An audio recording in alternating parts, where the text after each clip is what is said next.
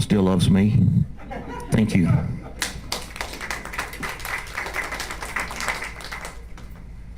Ms. Eubanks. Thank you, President Jordan. A couple of things. Mr. Bowling, if you don't mind, thank you for your comment. Let's chat after. I have a couple things I'd like to visit with you about. And Ms. Gray, I'm really glad you brought that up because I want to read exactly the post as it said, okay? I was responding on Facebook to someone, Susan Abrams, who is a friend of mine. I do know the Tatums. This is my exact wording, and I am going to add some additional context for the benefit of this group. I do know the Tatums as I have worked with them as part of a previous professional workplace experience. I worked with them previously at a job before I was at the university.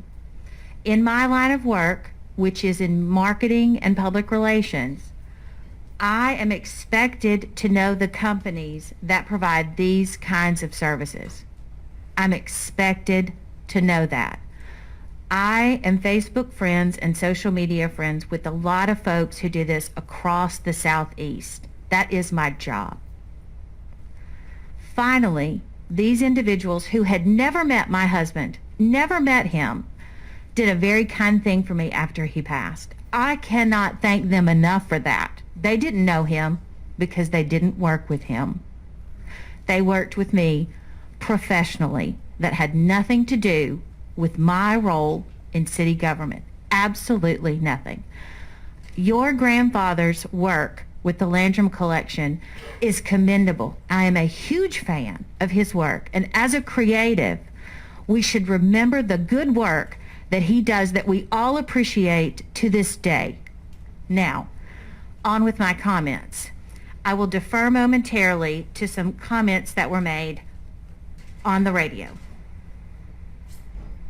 I love the logo. I love the exclamation point. I think it's simple, but I love that it puts flow. This thing has gone countrywide, so I mean, people are talking about it. They're going to look into Florence. Like, hey, it might not like the logo, but the city looks cool. It's okay, but I think change is good. I love that it says flow, but I don't like that it takes away from that we're the Renaissance city. I do believe that like the merchandise that they can sell for Florence for this new logo, they can probably get a lot of money because I've already been seeing people, making a bunch of shirts. There's a person that did the design that is seeing all these negative things, and we just got to remember that person, that she really did her best, and we need to stand behind her too. She thought that this would be the best for Florence. We can just always give it a try and see how it goes. So I just opened, actually in 2020, a tea and coffee shop in downtown Florence. And just to have like a piece, like especially a coffee cup in my shop to, kind of mark this moment in time would be epic, and I would treasure it for life. The value is, infinite, especially if you can give it to someone, that's going to be able to enjoy it and also, spread that story. And I think I lived in Auburn for a long time. I saw the same design company did work for them, and I don't even know when their logo change happened. It wasn't a big, publicity situation. I think that this is honestly just great for Florence, like getting people, it's a very healthy debate, actually. Most people are definitely on one side, but it's a rather healthy debate, which is good to see. I think they tried to do something real modern, but I liked it. That's all I have to say. I like it. I'll give the positive. I liked it. My wife liked it. So we have 2 out of 2. All right. So that's to moderate a little bit of what we've been hearing. And to echo what Councilmember Oliver has said, the last 7 days, what we've all said, the last 7 days have been really challenging because it was literally 7 days ago that this was released into the wilds. And although many of the comments on social media have been negative and even felt very personal to me, the audio clip that I just played is a sampling of the positive and constructive comments that have also been received. I'm so sorry the logo didn't meet the expectations of all of our residents. I cannot apologize enough for that.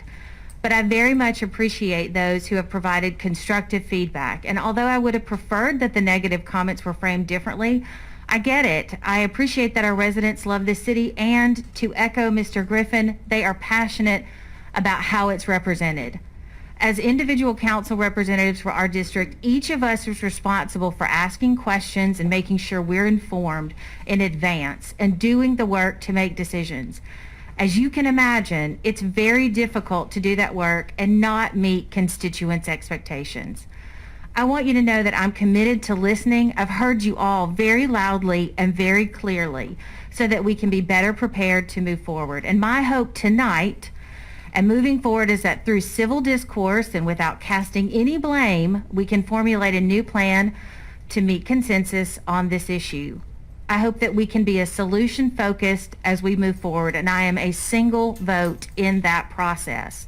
And as with every vote, I will study and learn and ask questions in order to make the best decisions on behalf of the residents of District 4.